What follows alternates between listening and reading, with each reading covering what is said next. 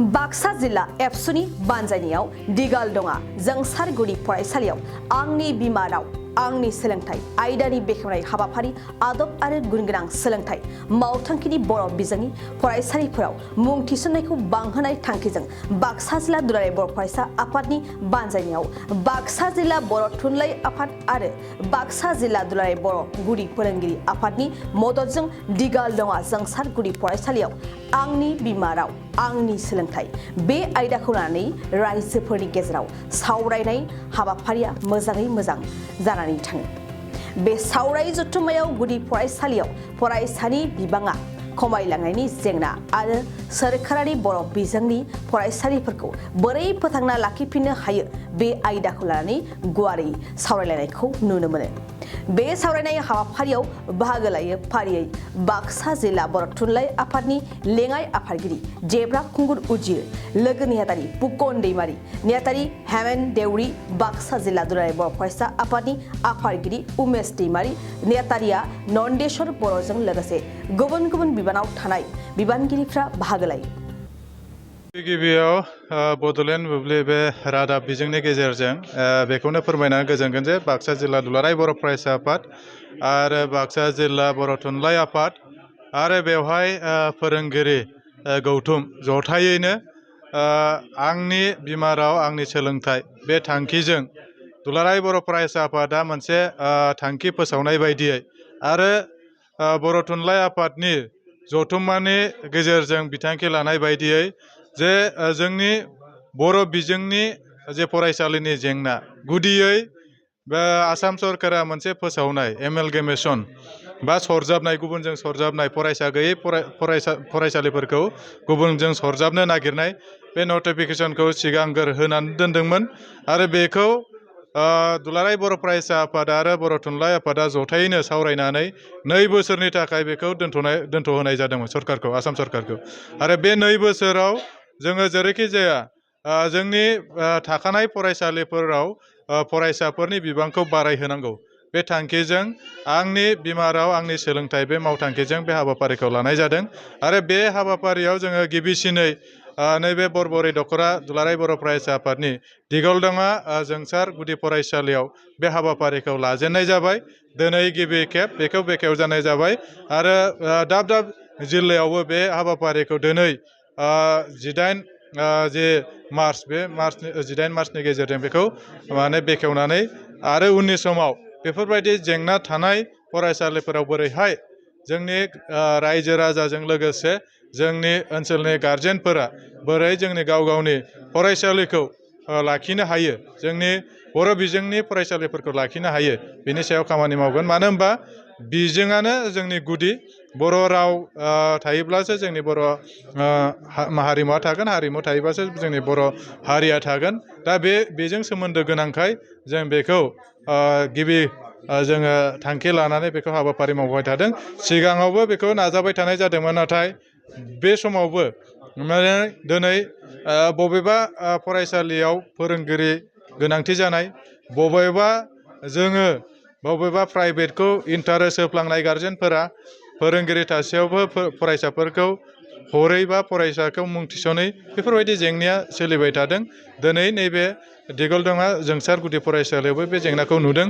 दा रायजो राजाफ्रा बेवहाय सावरायनायनि गेजेरजों मोनसे थांखि लानो नागिरदों। मानो होनबा बे फरायसाफोरा माथ्र 7ल' जानानै दङ आरो बेवहाय 30:1 होनानै दोनदों आसाम सरकारा, नाथाय जोङो 15:1 बे गिबियावनो आङो बड'लेण्ड बिबुं बे चेनेलनिसिम साबायखर बावग्रोबाय।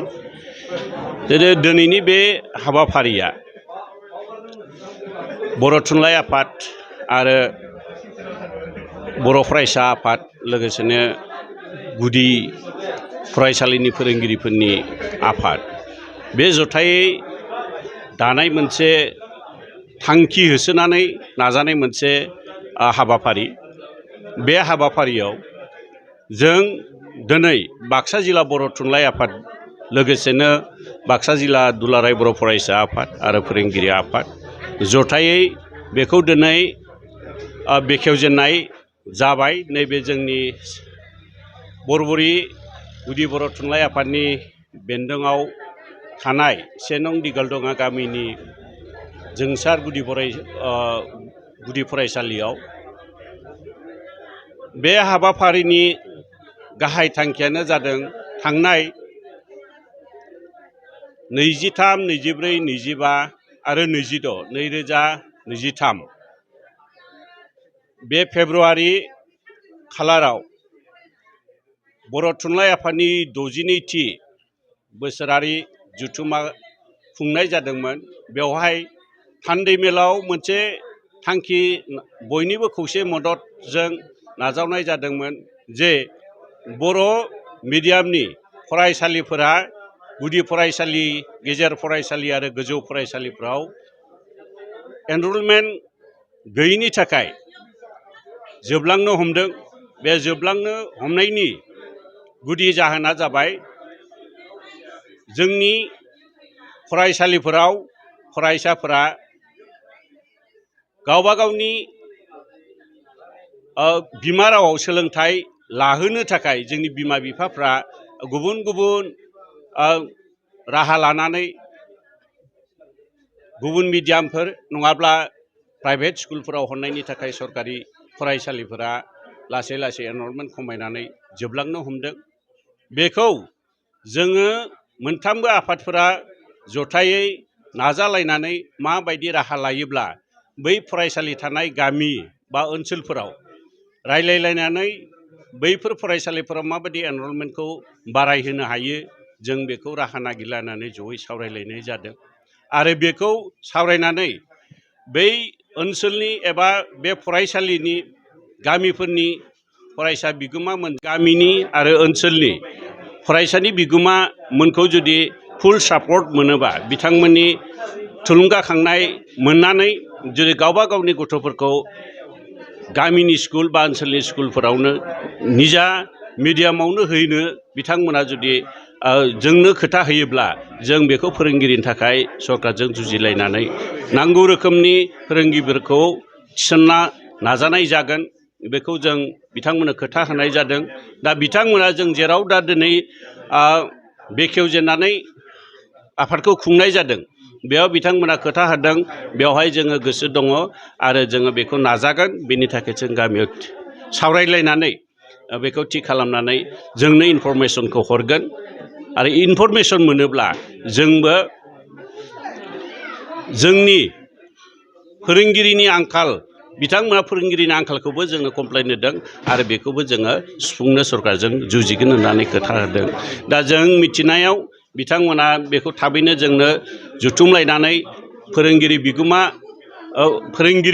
आरो बिगोमा, फरायसानि बिगोमा बेफोरनि सायाव सावरायलायनानै बिथांमोना थाबैनो जुथुमजनानै जोंनो फोरमायहरगोन। बे गोजोनथाव बाथ्रा। बिथांमोना गावनि गामियाव बे थैलांनो लानाय फरायसालिखौ बिथांमोना फोथांनायनि थाखाय गोसो दङ आरो नांगौ जायोब्ला खाथि खालानि गामिनिखौबो बिथांमोना कनभिन्स खालामनानै बे फरायसालियाव एनरलमेन्टखौ बांहोनानै फोथांना लाखिनायनि थांखि लादों। बेखौ जों जोबोर गोजोननाय मोनदों। आरो बेबायदिनो जों जुदि बर' गामि गामि हाबनानै फरायसालि थैलांनो नागिरनाय, बर' मिडियामाव थैलांनो नागिरनाय फरायसालिफोरखौ बेबायदि फोथांफिननो हायोब्ला बे जोंनि मिडियामा अरायसम थांनानै थागोन। आरो रायजोफोरा जेरै स्क्रिप्टनि थाखायनो मुभमेन्ट खालामनानै बिथांमोना जिउ बाउलांदोंमोन बर'फोरा, दिनैबो बेखौनो मोनसे बेबायदि अलखद सम गावनि सेक्रिफिकेसनखौ खालामगोन होननानै आं फोथायदों। मानोना मिडियाम थैलांनो नागिरनाया बर'नि थाखाय मोनसे गेदेर अलखद। बेखौ फोथांनो नाजानायाव दिनैबो गावनि जिउखौ बावाब्लाबो गावनि गोसोखौ बावसोमनो बिथांमोना ओंखारबोदों। बेखौ आं साबायखर होबाय। जोंनि बे नाजानाय आफादफोरनि जानानै दा जाहाथे गासै ओनसोलफोरावबो बेबायदि नाजालायो, आं बेखौनो रायजो राजानि सेराव मिजिंथिबाय आरो खावलायनाय जाबाय जाहाथे बिथांमोना बयबो गोसो लायो। गोजोन्थों। बाइक सालायनो मोजां मोनग्राफोरनि थाखाय गोजोनथाव खौरां। मार्च दाननि 22, 23 आरो 24 अक्ट' सानथामनि थाखाय दावहारु अट' एजेन्सिया नोंथांनो लाबोगासिनो मेगालन काम एक्सचेन्ज मेला। बे मेगालन काम एक्सचेन्ज मेलाखौ क'क्राझार बड'लेण्ड गेस्ट हाउसनि साखाथियावनो खुंफुंगोन। बे मेलायाव बारा नङा 14,999 रांसिमाव डाउन पेमेन्ट होनानै बाजाज कम्पानिनि गुबुन गुबुन बाइकफोरखौ ल'नाव लानो हागोन। एक्सचेन्ज खालामग्राफोरनि थाखाय एक्सचेन्ज ब'नासबो थागोन। बाइक सालायनायाव हमनो थाखाय बाइगिरिया बेसेन लायालासे हेलमेटबो मोनगोन।